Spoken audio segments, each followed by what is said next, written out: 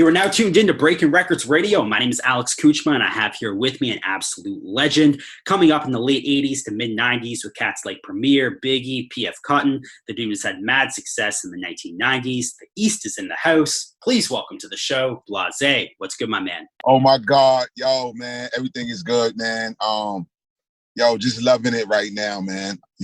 Thanks for having me down on the show. And yo, everything is good right now, man.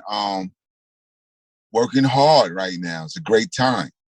Man, it's good to see you back in the studio and actually recording new material as well. We haven't heard anything really from Blahzay in a long ass time. So being able to hear new solo material from yourself is really, really interesting.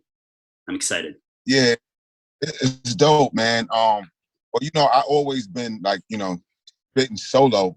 I just been coupled with DJ P.F. Cutting. Sure. And so, this album right here that's coming, the third album, actually. The third album is going to be various producers, unlike the first one, which was exclusively P.F. Cutting. Yeah. Right. So, I'm very excited about this. And, I think it's a time right now where artists really need to dig down deep and do something special, come up with some special work. Yeah, and there's a lot of great music being made too right now. Yeah. We're in a really good spot, I think, when it comes to hip hop. I wanted to talk about some of the new material that you have on the go, but I also want to kind of start things off talking about some of the kind of historical elements to your career. There's a lot of stories kicking around about your past with people like P.F. Cotton and Biggie, etc. But one of the things that I heard is that you ended up meeting Paul C in 1989. And since you were already rapping at that period of time, this, at least to me, kind of dates your entry into the game as the late 1980s. How did you end up going about meeting Paul C? Well, yeah, I wasn't a professional. I met Paul. I just got lucky. Sure. And I went to I was like gathering up all my allowance money. Yeah, any money I can get my hand on and get to the studio. So I didn't really know what studio to go to. I had no experience in none of that. So I just said, let me go to the studio that I think I got it off online. But so happens it was one of the best studios out at the time, which was 1212 Studios. And I went to 1212 Studios. It was like real expensive.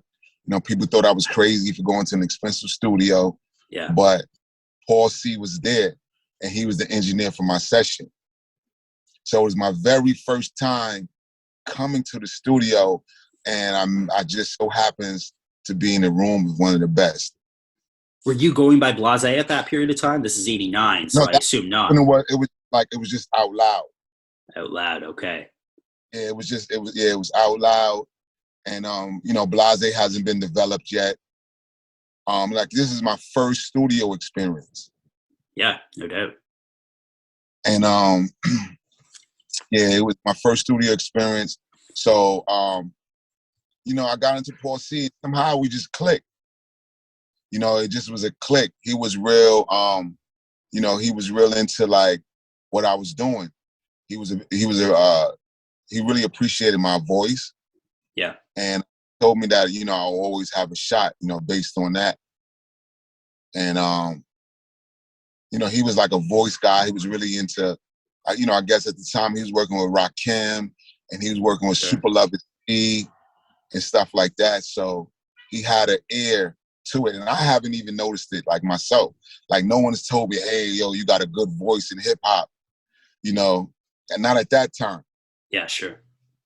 Paul C was like one of the first to really see that and be like, yo, you can do something, man.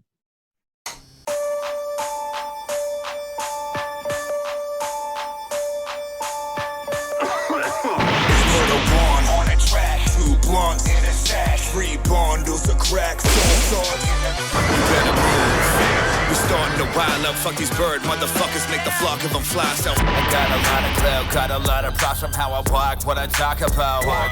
It's my check, come on. It's two-step, come on. It don't matter what's said and who you rap, come on. But with my mind's on my money, yeah, my money on my mind. I get mine, I get mine, I get mine, I get mine.